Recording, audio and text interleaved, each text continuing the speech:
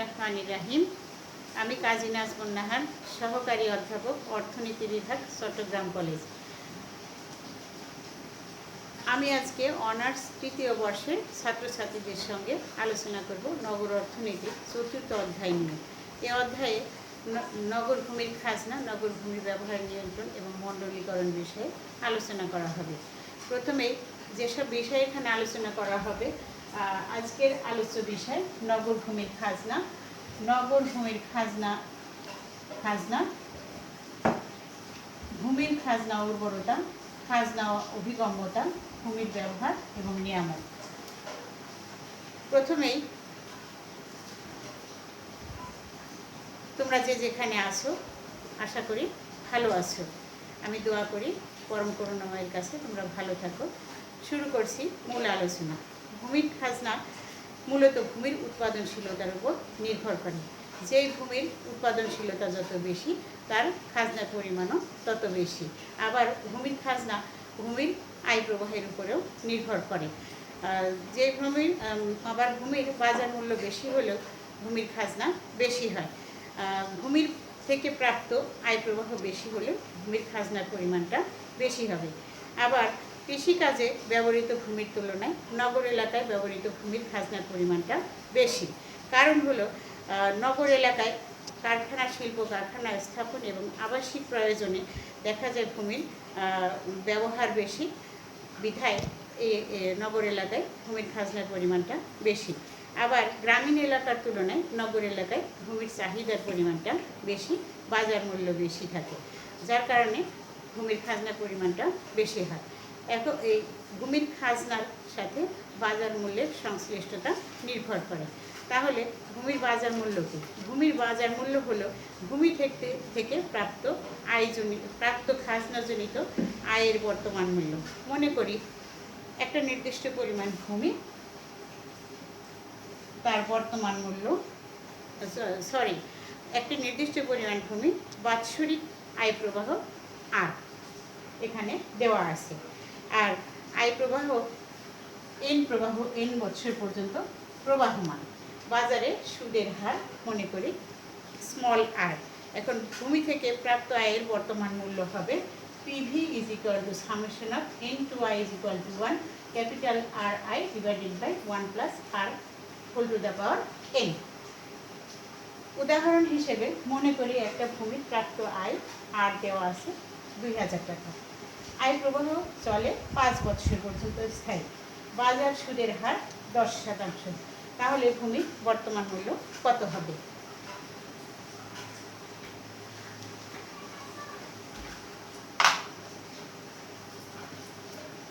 আমরা জানি PV = summation of RI divided by 1 plus R whole to the power N।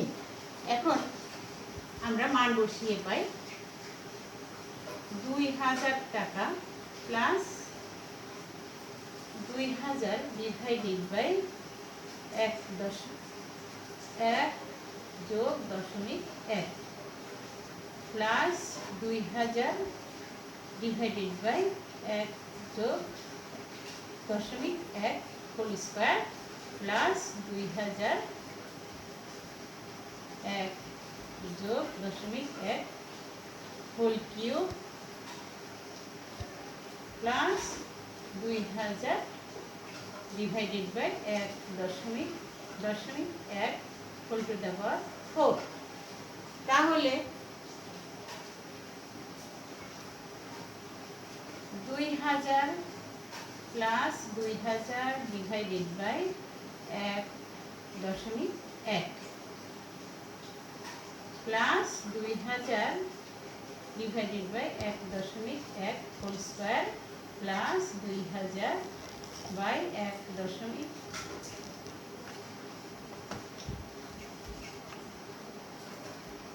Whole cube plus 2000 divided by 1.1 whole to the power 4। তাহলে 2000 টাকা plus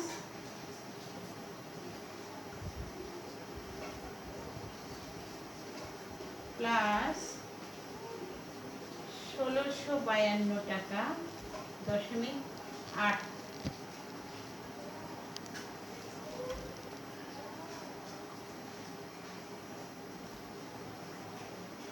plus 1652 টাকা 89 পয়সা plus 1503 টাকা 1503 টাকা 0.76 পয়সা যোগ 1369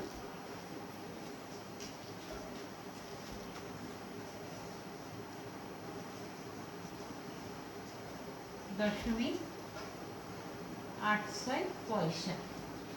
মোট টাকার পরিমাণ বর্তমান মূল্য 83,008,344 টাকা 0.64 পয়সা।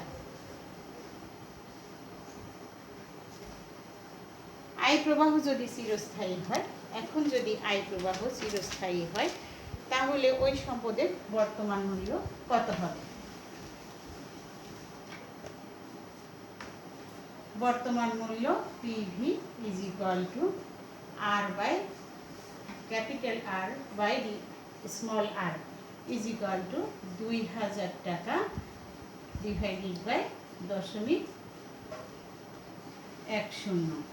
তাহলে এই সম্পদের বর্তমান মূল্য হবে 20,000 টাকা। বর্তমান মূল্য হলো ওই মূল্য যা বিনিয়োগকারী একটা সম্পদ ক্রয়ের জন্য সর্বোচ্চ যে মূল্য প্রদান করতে ইচ্ছুক।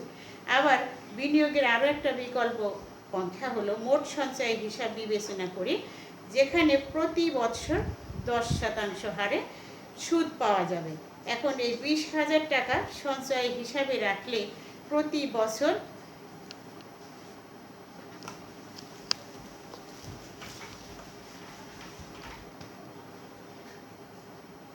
প্রতি বছর 20,000 গুণ 0.10 ইজ ইকুয়াল টু 2000 টাকা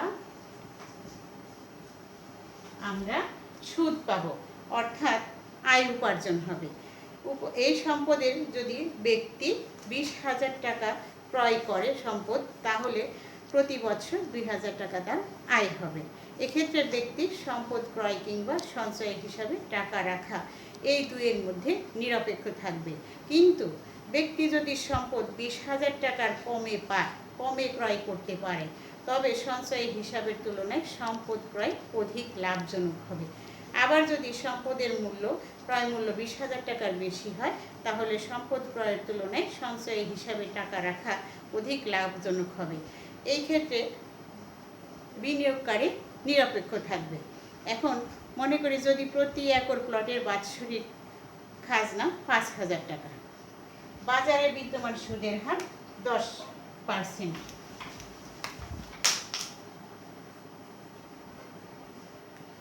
বিদ্যমান সুদের হার 10%। এখন প্রতি একর প্লটের বাজার মূল্য কত হবে? সেক্ষেত্রে বাজার মূল্য PV is equal to 5,000 divided by 0.10। এখন তাহলে সম্পদের বর্তমান বাজার মূল্য হবে 50,000 টাকা। এই 50,000 টাকা প্রতি একর প্লটের বাজার মূল্য এবং বর্তমান মূল্য এই ক্ষেত্রে বাজার মূল্যের সমান হবে, কারণ বর্তমান মূল্যে একজন বিনিয়োগকারী ভূমি ক্রয় করবে 50,000 টাকা এবং খাজনা পাবে সেখান থেকে বাৎসরিক 5,000 টাকা। ব্যাংকে সঞ্চয় যদি করে তাহলে 50,000 টাকা সুদের হারে 10% সুদের হারে প্রাপ্ত আয় হবে তার 5,000 টাকা। এখন বিনিয়োগকারী যিনি আছেন তিনি এই দুইয়ের মধ্যে নিরপেক্ষ থাকবে কোনটা তার জন্য অধিক লাভজনক হবে। এখন আসি আমরা নগর ভূমির খাজনা সম্পর্কে। নগর এলাকায় আবাসিক এবং অনাবাসিক ব্যবসায়িক শিক্ষা প্রতিষ্ঠান শিল্প কারখানা ইত্যাদি প্রয়োজনে নগরে ভূমি ব্যবহার করতে হয়। এক্ষেত্রে ব্যবহৃত ভূমির উৎপাদনশীলতা কিংবা আয় উপার্জন অনুসারে যে অর্থ প্রদান করতে হয় তাই হলো ওই নগরের ভূমির খাজনা। নগরের কেন্দ্রে খাজনা বেশি হলেও দেখা যায় ক্রমান্বয়ে নগরের প্রান্তে খাজনার পরিমাণ কমতে থাকে। নগরের গুরুত্ব আয়তন, অবস্থান এবং জনসংখ্যার ঘনত্বের উপরেও ভিত্তি করে অনেক সময় নগরের ভূমির খাজনা নির্ভর করে। যেমন ঢাকা শহরের তুলনায় রাজশাহী অঞ্চলের ভূমির খাজনা কম হবে। আবার নগর এলাকায় ঢাকার মধ্যে আবার ঢাকা মতিঝিল অঞ্চলের ভূমির তুলনায় উত্তরা আবাসিক এলাকার ভূমির খাজনার পরিমাণ কম হবে। নগর এলাকায় ভূমির প্রাপ্ত আয়ের বর্তমান মূল্য বের করা সম্ভব, অর্থাৎ পিভি প্রেজেন্ট ভ্যালু বের করা সম্ভব। যদি সম্ভব হয় তাহলে বাজারে বর্তমান সুদের হার যেটা থাকে তা দিয়ে যদি আমরা বর্তমান মূল্যকে গুণ করি তাহলে আমরা খাজনার পরিমাণ বের করতে পারবো। মনে করি নগরে 1 একর প্লটের একটা ভূমি আছে।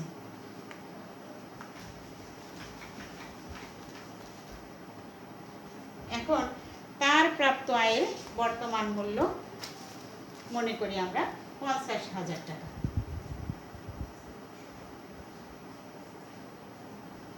সুদের হার 10%।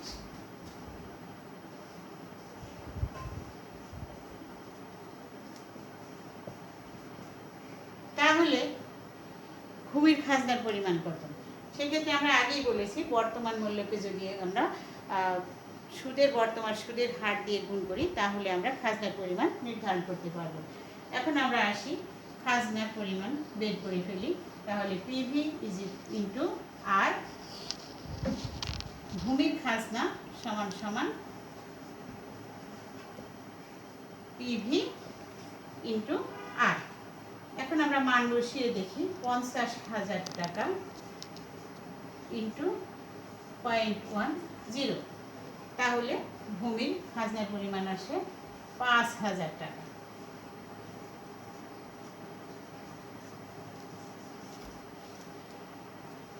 আবার নগর কেন্দ্রের দূরত্ব ভেদেও অনেক সময় নগরের ভূমির খাজনার পরিমাণ কম বেশি হতে পারে।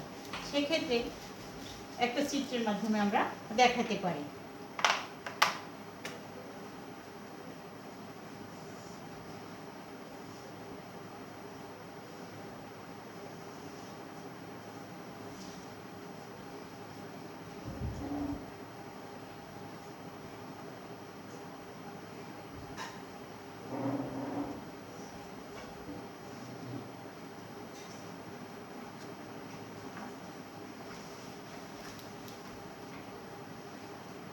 চিত্রের ভূমি অক্ষে নগর কেন্দ্রের দূরত্ব,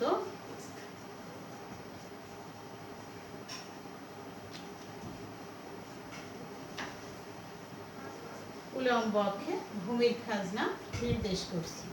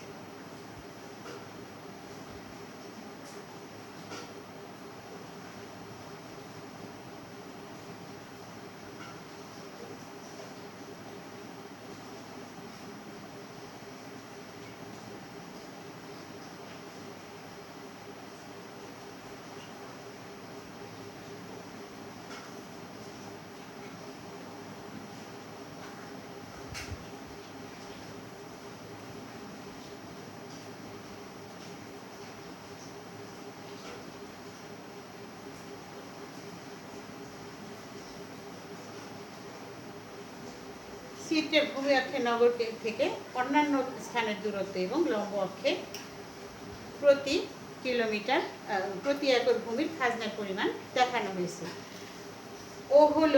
ও বিন্দু হলো নগরের কেন্দ্র, এবি হলো খাজনা রেখা। এখন কেন্দ্রের ভূমির খাজনা ৬,০০০ টাকা, কেন্দ্রের ভূমির খাজনা ৬,০০০ টাকা।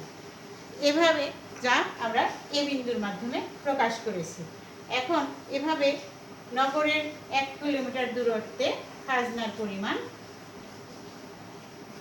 ১ কিলোমিটার দূরত্বে খাজনার পরিমাণ ৬,০০০ টাকা। এভাবে ১ কিলোমিটার দূরত্বে খাজনার পরিমাণ ৫,০০০ টাকা। এভাবে আমরা এম বিন্দুর মাধ্যমে প্রকাশ করেছি।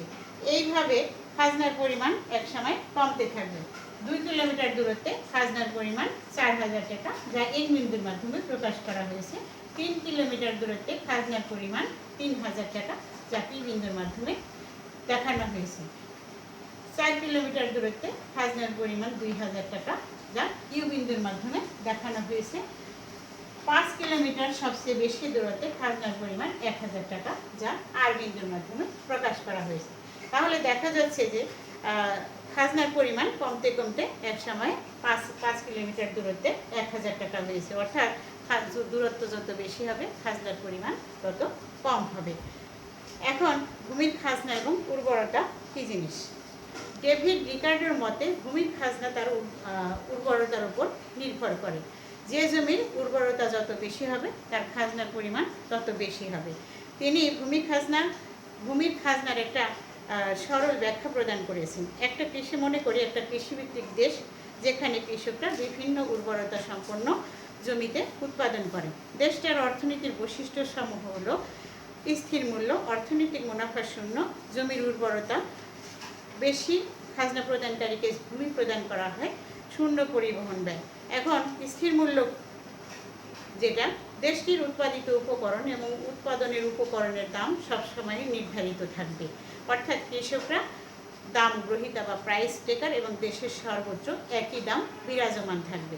অর্থনৈতিক মুনাফা শূন্য হবে, কৃষিতে নতুন ফার্মের প্রবেশে কোনো বাধা থাকবে না, তাই সহজেই কৃষকরা চাল উৎপাদনে প্রবেশ করতে পারবে। আর এতে কৃষকরা স্বাভাবিক বা শূন্য মুনাফায় উৎপাদন কাজ পরিচালনা করবে। এখন জমির উর্বরতার দিক থেকে জমিকে আমরা ৩ ভাগে ভাগ করতে পারি: অধিক উর্বরতা সম্পন্ন ভূমি, মধ্যম উর্বরতা সম্পন্ন ভূমি এবং নিম্ন উর্বরতা সম্পন্ন ভূমি। বেশি খাজনা প্রদানকারীকে ভূমি প্রদান করা হয়। যেসব কৃষকরা বেশি খাজনা প্রদান করতে পারবে, ভূমির মালিক যারা তাদেরকে চাষাবাদের জন্য ভূমি প্রদান করবে। আবার উৎপাদিত দ্রব্য বা উপকরণের পরিবহন ব্যয় খুবই সামান্য যদি হয়, এজন্য পরিবহন ব্যয়কে শূন্য ধরা হয়ে থাকে। সেক্ষেত্রে জমির উপযোগিতার উপর ভিত্তি করে জমিকে আবার ৩ ভাগে জমির গ্রহণযোগ্যতাকে ৩ ভাবে দেখানো হয়ে থাকে। জমির উপযোগিতার উপর ভিত্তি করে জমির ভাড়ার পরিমাণও কম বেশি হয়ে থাকে। এটা একটা চিত্রের মাধ্যমে আমরা এখন দেখাবো।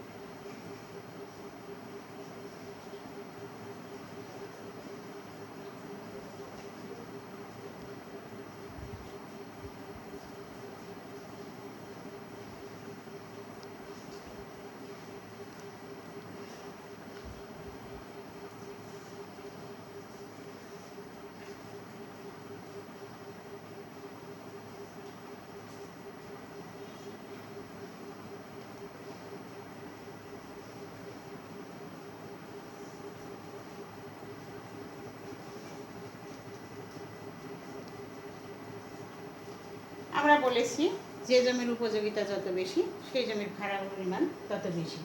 প্রথম চিত্রে দেখা যাচ্ছে যে ভূমির চাহিদা এবং যোগান সমান হওয়ার কারণে ভারসাম্যে অবস্থান করছে। আবার দ্বিতীয় চিত্রে দেখা যাচ্ছে যে ভূমির ভাড়ার পরিমাণটা বেশি, অর্থাৎ এই জমির উপযোগিতা বেশি। আবার তৃতীয় চিত্রে দেখা যাচ্ছে ভাড়ার পরিমাণ কম, অর্থাৎ এই জমির উপযোগিতা তুলনামূলকভাবে দ্বিতীয় জমির থেকে কম। চতুর্থ ছবিতে দেখা যাচ্ছে যে এই জমির উপযোগিতা নেই বললেই চলে, অর্থাৎ এখানে কোনো ভাড়া নেই, কারণ এই জমি প্রান্তিক এলাকায় অবস্থান করছে, অর্থাৎ এই জমির কোনো উপযোগিতা থাকবে না। এখন আসি আমরা খাজনা এবং অভিগম্যতার উপর। অভিগম্যতা হলো জনসংখ্যা এক জায়গা থেকে অন্য স্থানে গমনের হারকে বোঝায়। আর জনসংখ্যা কর্মসংস্থান বা উন্নত জীবনযাপনের আশায় এক জায়গা থেকে অন্য জায়গায় গমন করে। এক্ষেত্রে গ্রাম থেকে শহরের সুযোগ সুবিধা বেশি থাকার কারণে অধিকাংশ মানুষ গ্রাম থেকে শহরে চলে আসে। ফলে গ্রাম থেকে অভিগম্যতা বাড়ার কারণে শহরে ভূমির চাহিদাটা বাড়তে থাকে। এতে হয় কি, শহরের ভূমির উৎপাদনশীলতা বাড়ানোর জন্য নগরবাসী বা নগর কর্তৃপক্ষ বিবিধ পদক্ষেপ গ্রহণ করে থাকে। একদিকে শহরে ভূমির চাহিদা বাড়ে, অন্যদিকে উৎপাদনশীলতা বাড়ে, ফলে ভূমির খাজনা বাড়তে থাকে। এতে দেখা যায় কি,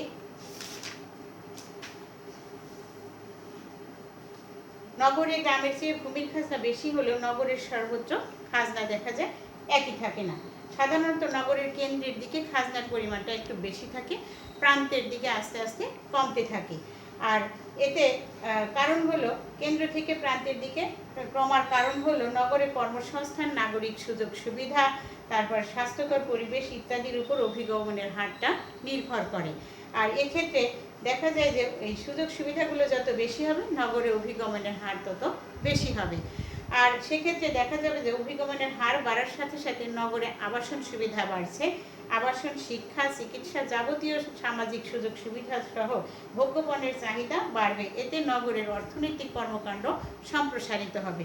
যদি অর্থনৈতিক কর্মকাণ্ড সম্প্রসারিত হয়, তাহলে দেখা যাবে নগরে ভূমির খাজনার পরিমাণ বাড়তে থাকে, অর্থাৎ অভিগম্যতা বাড়ার সাথে নগরে ভূমির খাজনার পরিমাণটা বাড়ে। এখন আমরা এটাকে চিত্রের সাহায্যে দেখাবো।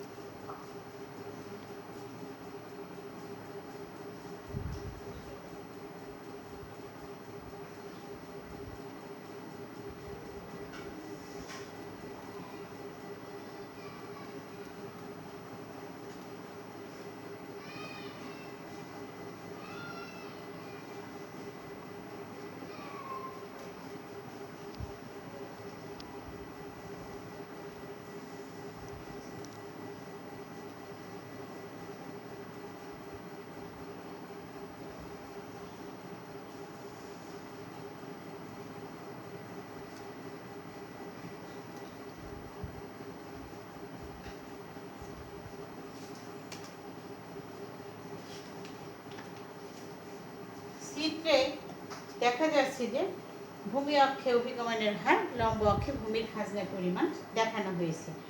আর চিত্রে দেখা যায় এম প্রাইম, এই রেখাটা হলো অভিগমনের রেখা। অভিগমন হারের সাথে নগরের ভূমির খাজনার মধ্যে এম প্রাইম রেখার মাধ্যমে সম্পর্ক দেখানো হয়েছে। আর এই রেখা থেকে স্পষ্ট বোঝা যাচ্ছে যে নগরে অভিগমনের হার বাড়ার সাথে সাথে নগরে ভূমির খাজনার পরিমাণটা বাড়তে থাকছে।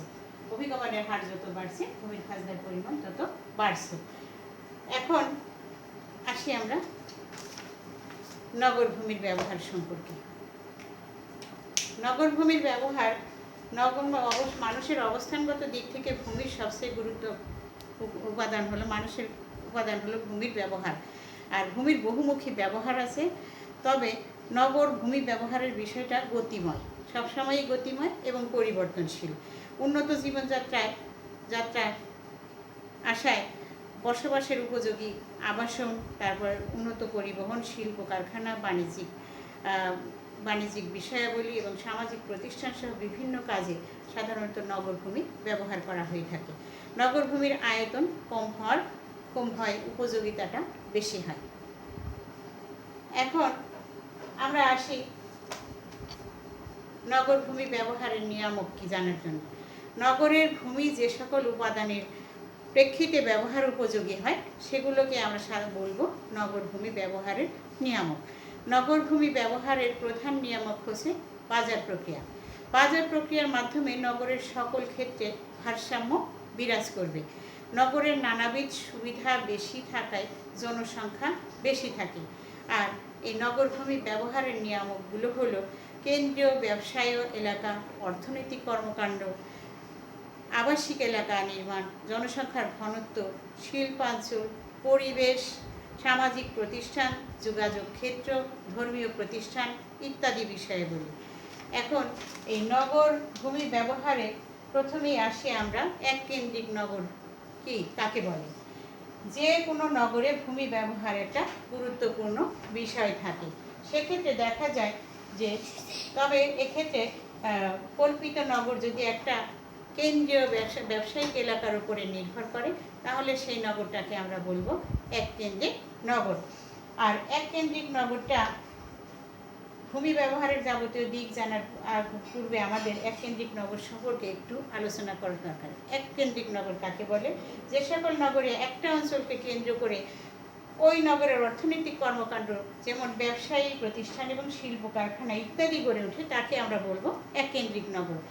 আর একটা আধুনিক নগরীতে কর্মসংস্থান শুধুমাত্র নগরীর কেন্দ্রস্থলে সৃষ্টি হয় না, বরং দেখা যায় যে অন্যদিকে এককেন্দ্রিক নগরে কর্মসংস্থান একটা জায়গায় সৃষ্টি হয়। আর বর্তমানে খুব কম সংখ্যক বড় নগর এককেন্দ্রিক নগরের আওতাভুক্ত আছে। 20 শতাব্দীর অর্থাৎ বিংশ শতাব্দীতে প্রথম দিকে যে সকল নগর গড়ে ওঠে সেগুলো মূলত এককেন্দ্রিক নগরের আওতাভুক্ত ছিল। আর এককেন্দ্রিক নগর আধুনিক নগরীতে রূপান্তর প্রক্রিয়া বিশ্লেষণে দেখা যায় যে এককেন্দ্রিক নগর সম্পর্কে জানার প্রয়োজন হলো। আবার এককেন্দ্রিক নগরের অনেকগুলো ধারণা আধুনিক নগরীতে কার্যকরভাবে গড়ে তুলতে সহায়তা করে। আর সেক্ষেত্রে এককেন্দ্রিক নগরের কিছু মডেল আছে। মডেল হলো, এই মডেলে কিছু অনুমিত শর্ত আছে। প্রথম শর্ত হলো কেন্দ্রীয় রপ্তানি একটা অঞ্চল থাকবে। দ্বিতীয় শর্ত হলো অশ্বচালিত ওয়াগন থাকবে। তৃতীয় শর্ত হলো বৃত্তের ব্যাসার্ধের পথে কেন্দ্রগামী রেলগাড়ি থাকবে। আর চতুর্থ শর্ত হলো একত্রীভূত অর্থনীতি থাকবে। সেক্ষেত্রে এই অনুমিত শর্তগুলো যদি পালিত হয়, অনুমিত শর্তের ভিত্তিতে নগরের কেন্দ্র পুরো মেট্রোপলিটন এলাকায় কেন্দ্রীয় স্থানে পরিণত হবে। উৎপাদনকারী রেলপথ টার্মিনালের পাশে থাকবে। আর অফিস এবং ফার্মসমূহ কেন্দ্রীয় এলাকায় থাকবে। পরিবারসমূহ কর্মসংস্থানের নিকটবর্তী এলাকায় অবস্থান করবে। আর খুচরা বিক্রেতা এবং পাইকারি বিক্রেতা যারা থাকবে, পাইকারি বিক্রেতারা নিকটবর্তী এলাকায় থাকবে। খুচরা বিক্রেতারা রেলগাড়ি পরিচালনা করে এলাকায় অবস্থান করবে, কার্যক্রম তাদের বিস্তৃত করবে। এভাবে এককেন্দ্রিক নগরের উৎপাদন কার্যক্রম পরিচালিত হয়। আজকে তোমাদের সাথে আমি নগর অর্থনীতির বিষয়ে 4th অধ্যায়ে এ পর্যন্তই আলোচনা করলাম। পরবর্তী কোনো সময়ে আবার তোমাদের সাথে আমার দেখা হবে, তখন আমি আবার অন্য একটা বিষয় নিয়ে তোমাদের সাথে কথা বলবো। সে পর্যন্ত তোমরা ভালো থাকো, সুস্থ থাকো। এ বলে আমি আজকের মতো আমার আলোচনা শেষ করছি। আল্লাহ হাফেজ। আসসালামু আলাইকুম।